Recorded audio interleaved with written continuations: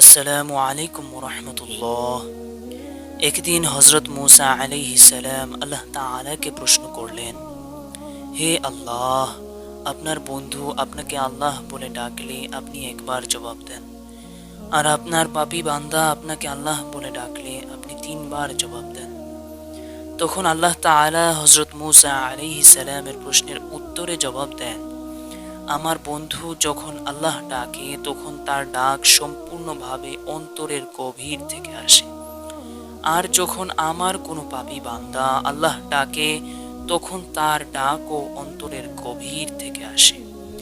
একজন পাপী বান্দা যখন সে তার পাপ বুঝতে পেরে আমার কাছে ক্ষমা প্রার্থনা করে তখন আমি খুবই খুশি হই এবং তার ডাকে সাড়া দেই।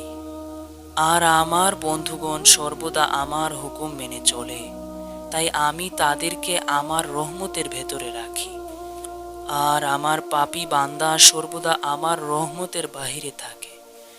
যখন সে তার পাপ বুঝতে পারে এবং তাওবা করে তখন আমি তাকে ক্ষমা করি এবং আমি তাকে আমার রহমতের ভেতরে জায়গা দিই।